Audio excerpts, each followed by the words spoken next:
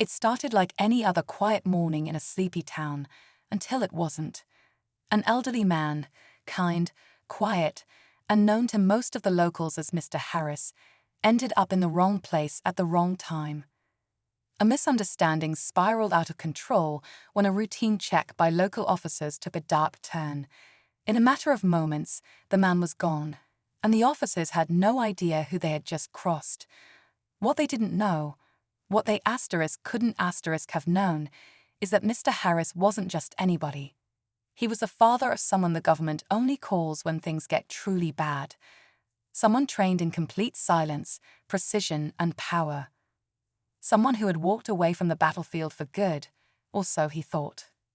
Miles away, deep in the mountains, a man named Cole was living a life of peace, far from the world he once knew.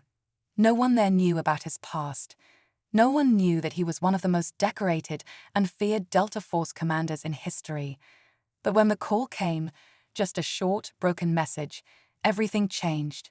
His hands, once steady with the weight of war, clenched once more with purpose. Now the town is quiet again, but not for long. Cole is coming, and this time he's not answering to orders, he's answering to something far more powerful: family. What happens when the most dangerous man alive is pushed too far? You're about to find out.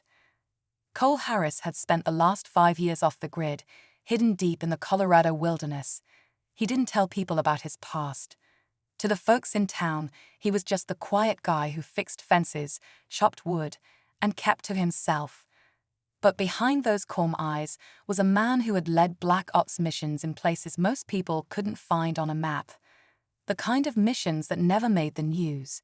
He had seen things, done things, that haunted his sleep. But the one thing that had kept him grounded was his father. Mr. Harris had been Cole's last connection to a world that wasn't soaked in violence. The call had come from a neighbor. Something happened. You need to come back. No details, just panic in her voice. When Cole arrived at his childhood home, police tapes stretched across the yard. Strangers walked through the living room, marking evidence, while his father's favorite chair sat empty. No one looked him in the eye.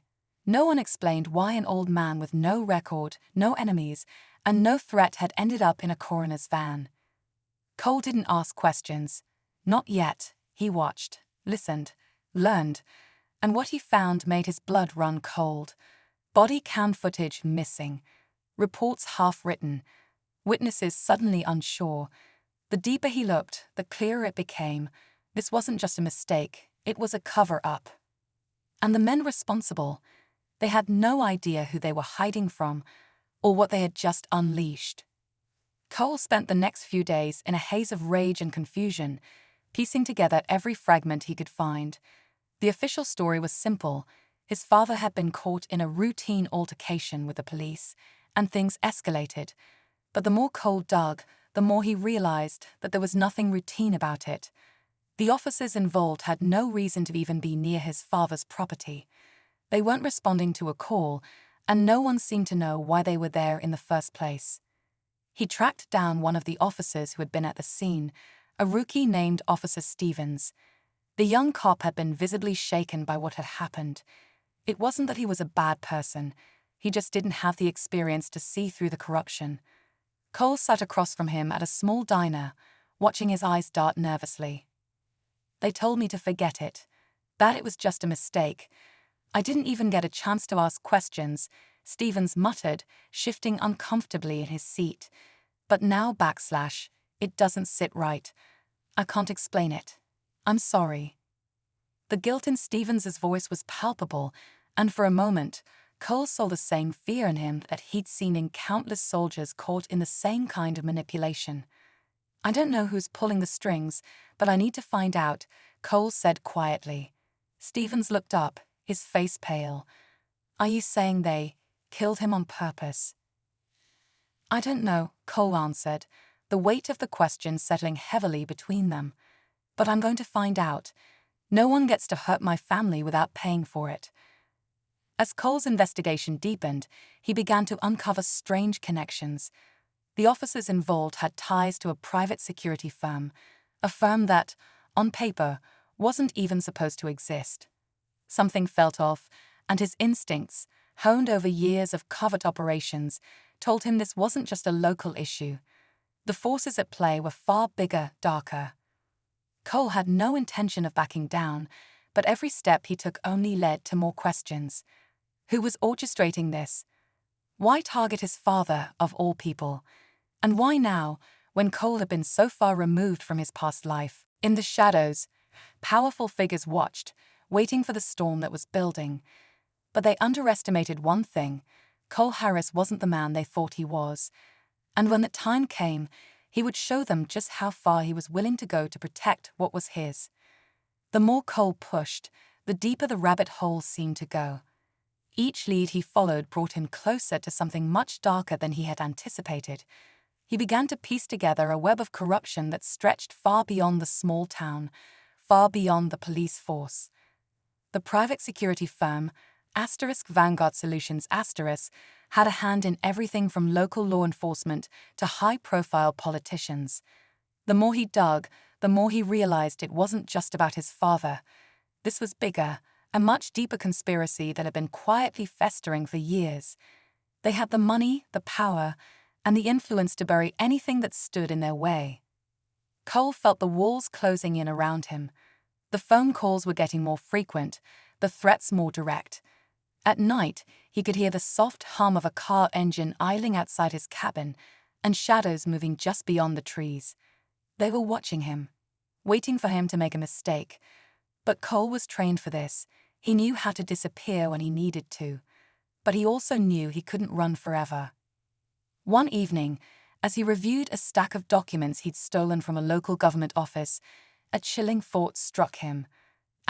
Someone had been feeding him information. His mind raced. Was there a mole in the department? Was someone on the inside trying to bring the whole thing down with him? Or was it just another part of the plan to lead him into a trap? That night, he received a message on his burner phone, just a single line. You're getting too close. The coldness in those words hit him harder than any bullet ever could. His father's death wasn't an accident, it was a message. And now, Cole was the target. The pieces were starting to fit together, but just as quickly, new questions emerged. Who else was involved? How far did the reach of Vanguard Solutions really go? Cole had no answers yet, but one thing was certain: he was running out of time. By the time he managed to trace the information to an abandoned warehouse on the outskirts of town, his instincts were screaming. This wasn't just a safe house or a storage facility, it was a meeting place. A final confrontation. The type of place where no one walks out unchanged. Cole stepped out of his truck, feeling the weight of everything he had uncovered bearing down on him. The air was thick, the night quiet except for the distant sounds of the wind. But in his gut, Cole knew something was waiting for him inside that warehouse, a confrontation that would either end it all or make it worse than he could imagine. His hand hovered over the handle of his gun, ready for whatever came next. Inside, the faint sound of voices echoed off the walls, too muffled to make out. He moved cautiously, the years of training kicking in. His every step calculated, deliberate, yet something felt off. His pulse quickened as the door creaked open, and the dim light from inside barely illuminated the shadows lurking in every corner. The moment had come. The storm he'd been chasing was about to break. But what he didn't know, what no one could have anticipated, was who was waiting for him in the dark. As Cole stepped into the warehouse, the smell of rust and old machinery hit him like a wall. His senses were on high alert. Every step was measured, the silence almost deafening. The shadows seemed to grow longer, the air thicker with each passing second. Then, a voice broke the stillness. "You're late," it said, cool and calm, but there was something off in the way it echoed through the empty space. It wasn't a stranger's voice. Cole knew it, recognized it instantly. His breath caught in his throat. Who the hell? He stopped himself as the silhouette of a figure emerged from the dark, stepping into the weak light. The shock was instant. Standing in front of him was someone he never thought he'd see again, his brother Daniel. For years, Cole had believed his brother was dead, a casualty of a mission gone wrong, a botched operation he had never been able to get answers about. But here he was, alive, standing across from him in the very place that had once been a training ground for death. Daniel's expression was unreadable, but his eyes held something darker now, something colder. "You've been playing catch-up, Cole," Daniel said, his voice colder than it had ever been. "I've been a step ahead of you this whole time. You think they killed Dad? No. They wanted him to send a message to me. And now you've walked right into the heart of the trap I set." Cole's mind raced, trying to process the words. His brother, alive, and somehow involved in all of this. The betrayal cut deeper than anything he had ever felt. Everything he thought he knew about his family, his mission, had just been shattered in an instant. "What the hell are you talking about?" Cole asked, struggling to steady his breath. "You've been part of this all along.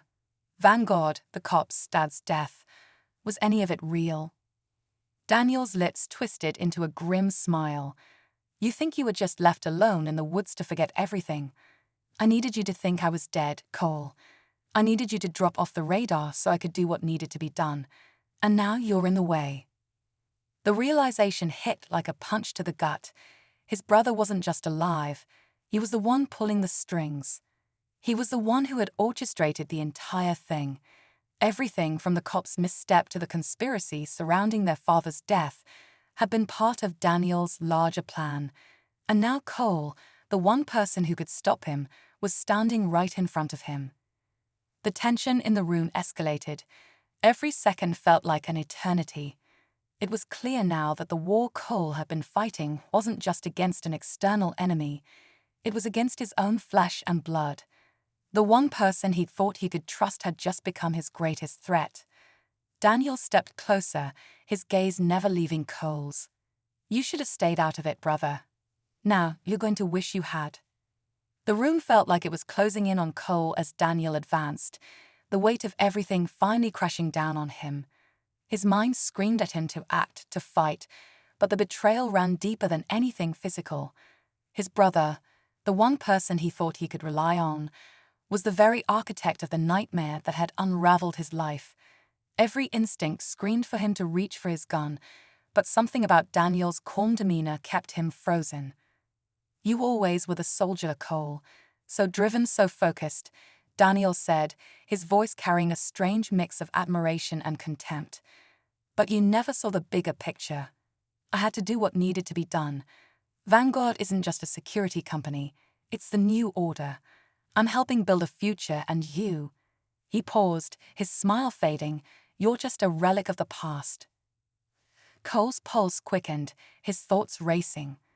Asterisk, this can't be happening. This is my brother Asterisk, but his brother was right. He'd always been the soldier, always doing what needed to be done for the mission. But this wasn't about a mission anymore. This was personal. His family was gone.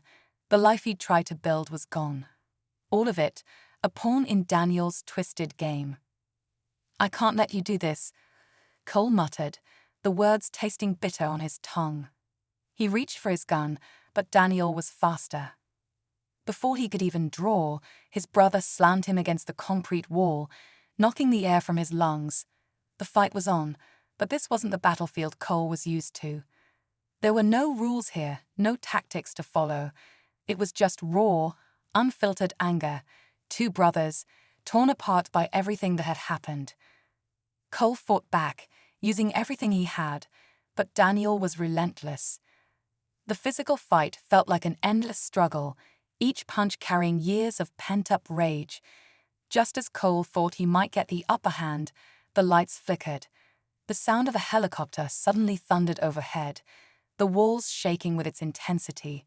It was a signal, a reminder that Cole had underestimated just how far Daniel had gone to control this. In that moment, Cole knew he had one chance. With everything he had, he pushed Daniel off, grabbing the broken edge of a metal pike from the ground. As Daniel lunged at him again, Cole swung, catching him across the face with a sickening crack. His brother staggered back, dazed and bleeding, but there was something in his eyes that wasn't there before, a flash of fear. For the first time, Cole realized Daniel wasn't just fighting for power, he was fighting for survival. But before Cole could make his next move, the unexpected happened. The warehouse door crashed open, and a team of heavily armed men poured in, guns raised. The mercenaries in black, the ones Cole had seen connected to Vanguard, surrounded them both. "You've both made a mistake," one of the men said coldly, his voice cutting through the chaos. Cole's eyes widened. It wasn't over. His brother wasn't the true mastermind. He was a pawn too. The real power, the people pulling the strings from the shadows, had just arrived.